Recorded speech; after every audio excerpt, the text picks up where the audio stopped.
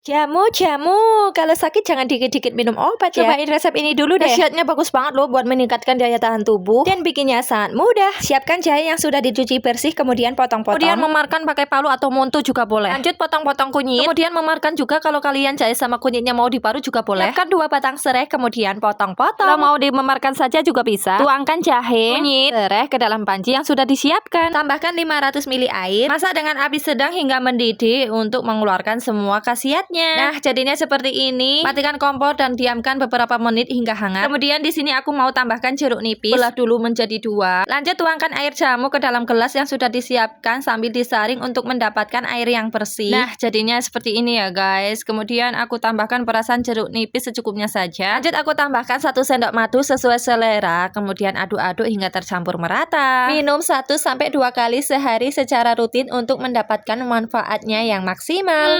Mantap banget. Selamat mencoba.